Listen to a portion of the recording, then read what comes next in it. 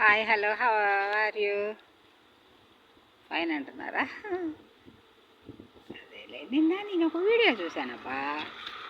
ఏంటంటే వాళ్ళిద్దరు ఇద్దరు భార్యాభర్తలు ఉన్నారు. వాళ్ళు ఏంటంటే వాళ్ళ మామగారిని చూడాల్సి వస్తుందట. మామగారు ఇంట్లో ఉన్నా లేకపోయినా మీరు ఆ మామగారిని చూడాలంటే నా వల్ల కాదు అని చెప్పి అంటుందట కోడలు. అయితే ఆయన పెద్ద వయసు వచ్చింది, ఆయనకి పెళ్ళి అయిపోయింది, భార్య చనిపోయింది, మనం చూడకపోతే ఎవరు చూస్తారు అని చెప్పి అంటున్నాడంట భర్త. ఇంతలోకి ఏమైంది, వాళ్ళ పెళ్ళైన కొత్తలో ఇంట్లో ఏం తోచట్లేదు, బోరు పడుతుంది, నాకు ఏదైనా పెద్ద బిజినెస్ పెట్టించండి, నేను చేయగలను, నా దగ్గర చేసే కెపాసిటీ ఉందని అడిగిందట. సరే అట్లా అయితే సరేనని చెప్పేసి ఆయన బిజినెస్ పెట్టించాడట. బిజినెస్ పెట్టించాక ఒక ఇయర్ ఏడుకల్లా బాగా డెవలప్ అయిందట. అది బాగా డెవలప్ అయ్యి బాగా డబ్బులు లావాదేవీలు బాగా వస్తున్నాయట. అయితే మనం సొంతంగా చేస్తాం అనుకున్నప్పుడు వ్యాపారం ఎవరి దగ్గరైనా ఎవరితోనే పెట్టించుకున్నప్పుడు మరి అది మనం అప్పుగానే భావించి ఇస్తూ ఉండాలి. వచ్చినప్పుడు అలా ఇస్తూ ఉంటే అవి కూడా మన ఫ్యామిలీకే ఉపయోగపడతాయి కాబట్టి ఇవ్వచ్చు అనమాట. కానీ తిని ఇంకా లెక్కలు అడగడం ఇవన్నీ మానేసిందట. మానేసిన తర్వాత అప్పుడు ఏం జరిగింది, వాళ్ళైతే ఆవిడ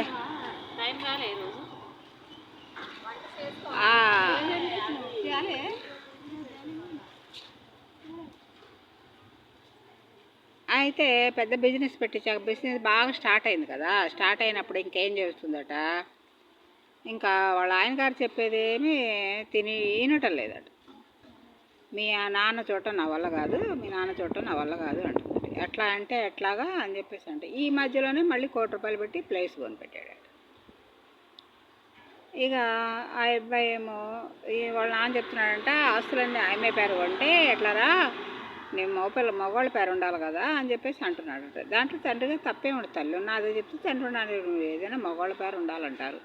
కాకపోతే ఈ ఉద్యోగరీత్యా వాళ్ళకి మరి ఏమైనా ఉంటే ప్రాబ్లం ఏమోనని చెప్పేసి మరి సంథింగ్ ఎందుకు పెడుతున్నాడో తెలియదు. అయిపోయి అయితే అట్లా చేస్తున్నాడు. తీరా ఇప్పుడు ఆమె ఏమంటుంది, నీ కొడుకొద్దు, నీ మామ వద్దు, నువ్వు వద్దు అని చెప్పేసి అంటుందట.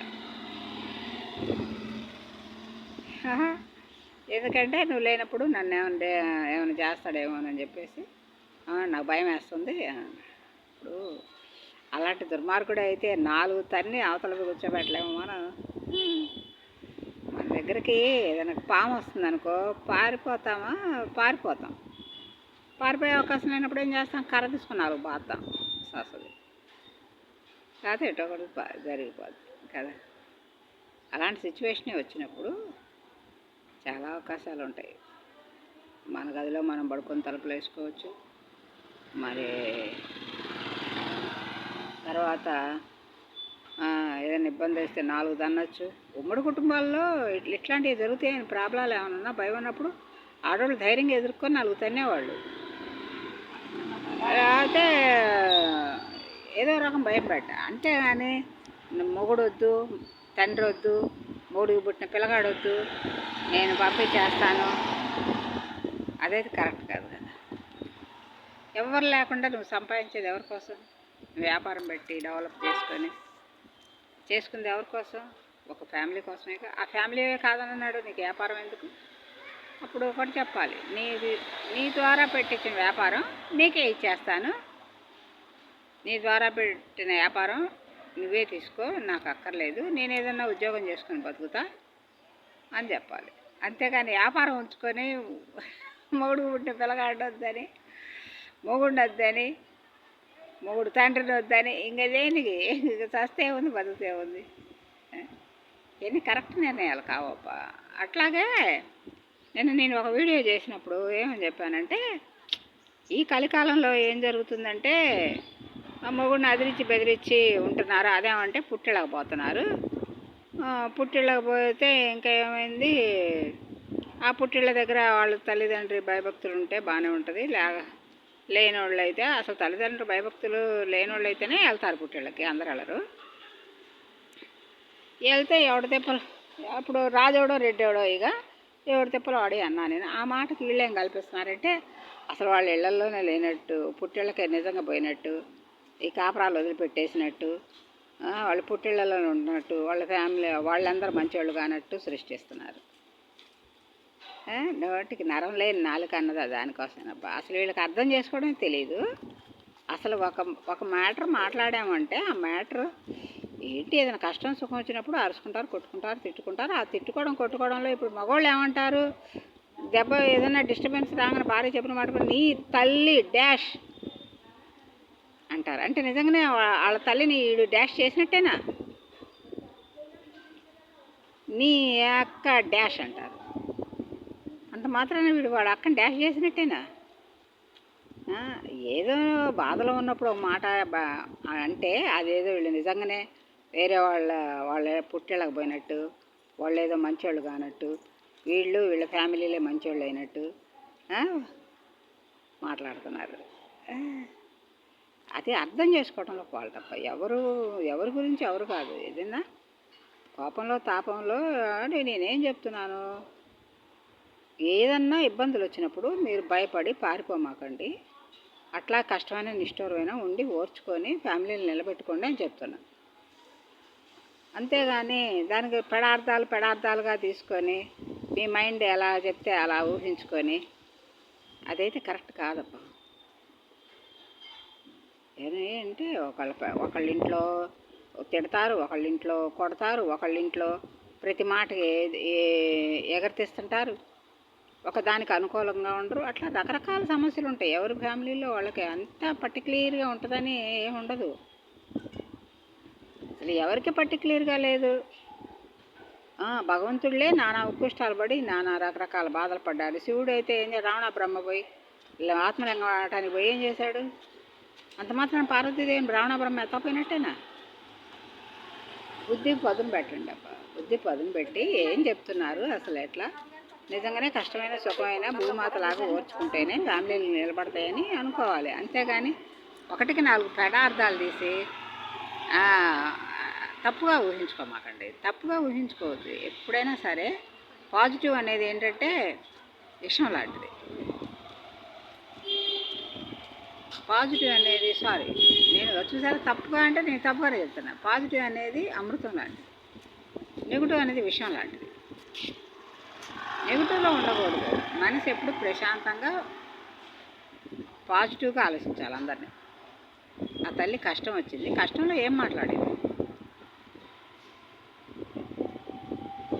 అవిక్కని అంటాం. ఏంట్రా ఇప్పుడు ఒక విషయం ఏదైనా జరిగిందంటరా, ఏంట్రా నువ్వు అట్లా చేస్తున్నా నా మాట వినవా అంటాం. అంట మాత్రాన వినకుండా పోయినట్టేనా. వినకుండా పోతే ఫ్యామిలీలు నిలబడతాయా, నిలబడవుగా. అవి కోపతాపాన్ని ఆ క్షణిక ఆవేశంలో భగవంతుడు అట్లా ఏదో ఒక మాట దొరిలిస్తుంటాడు.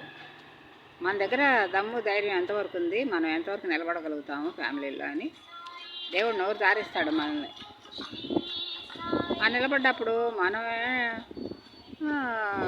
ఈ వీడియోలు చేస్తున్నాం కాబట్టి ఏదో మీరు కూడా నా సొంత మనుషులే అన్నట్టుగా నేను మాట్లాడుతున్నాను. అంతేగాని ఒకటి చెప్తే ఇంకోటి పెడార్థం చేసి ఇంకోటి చెప్తే ఇంకోటి పెడార్థం చేసి నెగిటివ్లో ఉండమాకండి. అది కరెక్ట్ కాదు. నేను నెగిటివ్గా అసలు ఏది చెప్పట్లే. ఏదంటే కష్టం వచ్చినా సుఖం వచ్చినా నన్ను 15 ఏళ్ల పిల్లప్పుడు పెళ్లి చేస్తే నేను ఇవాళ 60 ఏళ్ళు నాకు అయినా అదే కుటుంబంలో ఉండి ఇప్పుడు దాకా నేను లాక్కొచ్చాను. అట్లాగే మీరు మీ పిల్ల తరానికి మీరు కూడా అట్లాగే ఉండండి. అయితే పెళ్ళిళ్ళు చేసుకున్నాక పిల్లల దగ్గరికి వెళ్ళి వాళ్ళ ఫ్యామిలీల్లో డిస్టర్బెన్స్లు తెచ్చి వాళ్ళని పుట్టింటికి వెళ్ళిపోయేదా పరిస్థితుల దాకా తీసుకురామాకండి అని చెప్తున్నారు. అంతేగాని నిజంగానే పుట్టిళ్ళకి పోయి అక్కడ వేరు పనులు చేసి బతుకుతున్నట్టుగా మీరు చిత్రీకరించమాకండి. అదైతే కరెక్ట్ కాదు. పుట్టిళ్ళకి పోకుండా ఏంటంటే ఈ మధ్య అదిరిచ్చి బెదిరిస్తున్నారు కాబట్టి పెళ్ళాలు అట్లా చేస్తున్నారు, కొంతమంది అట్లా చేస్తున్నారు కాబట్టి అట్లా చేయటం కరెక్ట్ కాదు. మనమే దూరంగా ఉందాం, వాళ్ళని ప్రశాంతంగా బ్రతకనిద్దాం. మనం కష్టమైన సుఖమైన మనం జీవితాంతం ఇక ఒంటరిగా బతకాల్సిన రోజులు వచ్చినాయని నిర్ణయించుకొని ఒంటరిగా ఉందామని చెప్తున్నా. కానీ నేను ఇంకా వేరే రకంగా చెప్పట్లేదు. మీరు ఏదేదో ఊహించుకోమాకండి. అది ఊహించుకోదు. ఒక మాట చెప్పినట్టు ఆ మాటను కరెక్ట్గా ఆ పాయింట్ చేయాలి. ఎందుకంటే అంత కోపంలో అంత స్ట్రెస్లో ఆ తల్లి అలా చెప్పింది, ఎంత కష్టం వచ్చితే చెప్పిందేమో అనుకోవాలి. అంతేగాని నిజంగానే కోపం వచ్చినప్పుడు మా ఆయనగారు పద్దాక అంటాడు, నీ తల్లి డాష్ అంటాడు, మీ అక్క డాష్ అంటాడు. 24 గంటలు డాష్ ఆయనకి. ఇంకా ఆయనకి నోరు తెరిస్తే అది ఆయన కూర్చుంటే లేవలేడు, లేస్తే కూర్చోలేడు. మళ్ళీ ఒకళ్ళు సపోర్ట్ పట్టుకొని బయటకు తీసుకెళ్ళాలి, ఒకళ్ళు సపోర్ట్ పట్టుకొని లోపల తీసుకురావాలి, అన్నీ చేయాలి. కానీ నేను ఫోన్లో ఎవరితోనో మాట్లాడుతున్నా ఓర్చుకోలేడు. ఆ ఫోన్లో మాట్లాడాలని డాష్ డాష్ డాష్ డాష్ అంటూనే ఉంటాడు. అదే నీకు ఇప్పుడు భగవంతుడు శాపం పెట్టాడండి, అందరిని అట్లాంటి మాటలు అనమాకండి అని చెప్తాను నేను. అన్న పళ్ళు పటపట పటపట పటపట గురికి గట్టిగా 2 గుప్పెట్లు బిగదీసి నీలుక్కుపోతుంటాడు మనిషి. అంత మాత్రాన ఆయన అందరినీ డాష్ చేసినట్టు కాదు కదా. అది ఆలోచించుకోండి అబ్బా.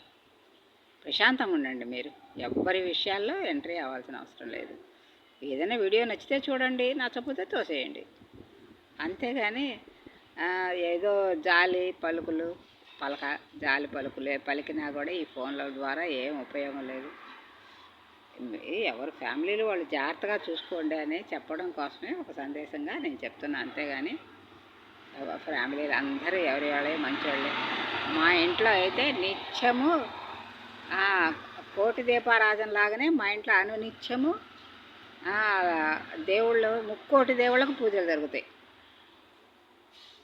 అందరిలో ఒక దేవుడు జరుగుతాయేమో తెలియదు, కానీ మా ఇంట్లో మా పిల్లగాడు కానీ మా కోడలు కానీ నేను కానీ 24 గంటలు 3 దేవుళ్ళకి పూజ చేస్తాం. ఒకళ్ళకి కాదు, ఇద్దరికి కాదు. డాష్లు ఎవరు ఉండరు.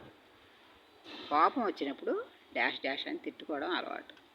ఇంకా మన ఇళ్ళలో తక్కువ. ఇంకా ఇప్పుడు మన మిడిల్ క్లాస్ కాబట్టి అంతంత మాత్రం. ఇంకా కొంచెం లో క్లాస్లోకి వెళ్తే 24 గంటలు ఇక అందరినీ డాష్లే. అంత మాత్రం నిజమైన డాష్ కాదబ్బా. మీరు తెలివిగల వాళ్ళు అయితే అవ్వచ్చులే, కానీ వేరే వాళ్ళని పిచ్చోళ్ళ కింద లెక్క కట్టమాకండి. ఎందుకంటే దేవుడు అందరికీ అన్ని రకాలుగా ఇవ్వడు. కొంతమందికి సాగినన్నాళ్ళు సాగుద్ది. ఇప్పుడు మాకు సాగట్లేదు. మేము మహారాజులాగా బతిగా ఉంటే హరిశ్చంద్రుడు ఏం చేశాడు? చక్రవర్తి కొన్నాళ్ళు. చక్రవర్తి తర్వాత ఏమయ్యాడు? అందరి దగ్గర పని చేశాడు, భార్య నమ్ముకున్నాడు, అన్ని రకాలుగా జరిగింది. అంత మాత్రాన ఇక ఆయన పెళ్ళాన్ని నమ్మినట్టేనా? తర్వాత ఆ పరీక్షలన్నీ అయిపోయిన తర్వాత నిన్ను టెస్ట్ చేయడానికి పెట్టాం, కానీ నీకు ఇవన్నీ నిజమైన కష్టాలు కావని చెప్పేసి దేవుడు మళ్ళీ ఆయనకి వరం ఆయనకి ఇచ్చేస్తాడు. ఇవన్నీ నేనే శాశ్వతం అనుకోని, ఏ కష్టమైనా కూడా నేను టెంపరరీ అనుకుంటా. ఏ కష్టం ఇది కష్టం కాదు, టెస్ట్ అనుకుంటా. ప్రతిదీ అంతే. ఏది ఎంత కష్టం వచ్చినా ఇది కష్టం కాదు, టెస్టే అనుకుంటా.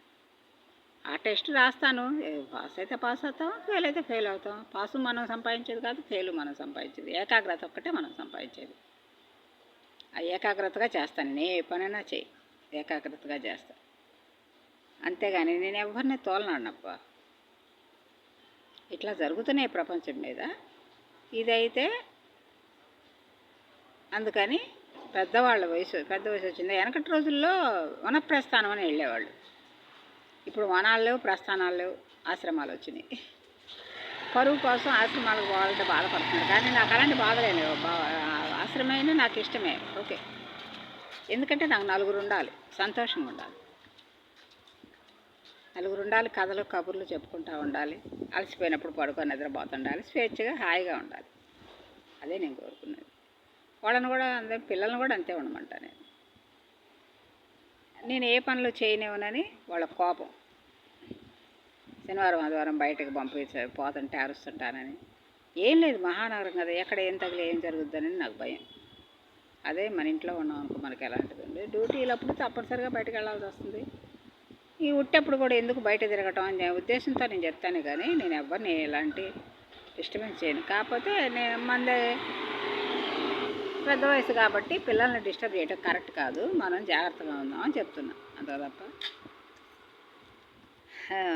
ఊహించుకోవాల్సినంత అవసరం అయితే ఎవరికి లేదు. అందరు ప్రశాంతంగా ఉండండి, అందరు హాయిగా ఉండండి, ఆనందంగా ఉండండి.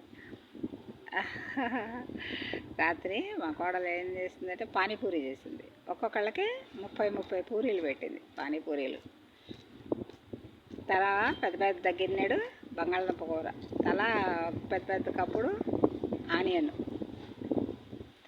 తల అర లీటర్ పులుసు పోసి పెట్టింది అందరికి పానీపూరి. ఎవరైనా చేస్తారా అట్లా? చేయదు. వాళ్ళది పెద్ద కనకదుర్గ, విజయవాడ కనకదుర్గ. ఆ అమ్మాయిని ఎలాంటి మాట్లాడినా ఆ కనకదుర్గ సోలం పెట్టి ఒక పూట పొడుస్తుంది. ఆ అమ్మాయి విజయవాడలో పుట్టింది. దుర్గమ్మ తల్లి భక్తురాలు. ఎర్రటెండలో కొండ చుట్టూ ప్రదక్షిణం చేస్తుంది. అంత భక్తురాలు ఆ అమ్మాయి. రూపం కూడా అంతే, విజయవాడ కనకదుర్గ. ఆ దుర్గాదేవి అవతారమే మా ఇంట్లో ఉంది. కోపం వచ్చినప్పుడు నాలుగు బాధుద్ది, కోపం లేనప్పుడు మంచిగా ఉంటుంది. నేను ఏదైనా తొంటరి మాట మాట్లాడినప్పుడు అట్లా కట్టైనా పొయ్యిలో పెట్టింది వంకర తిరగదప్ప. వంకరగా ఉన్న కట్టిన పొయ్యిలో పెట్టాలి, అప్పుడు సాఫీగా వస్తుంది. అట్లాగే తొంటరి మాట్లాడినప్పుడు కొంతమంది పడేవాళ్ళు ఉంటారు, కొంతమంది పడినవాళ్ళు ఉంటారు కదా. సరే, okay, bye. Like and subscribe, share.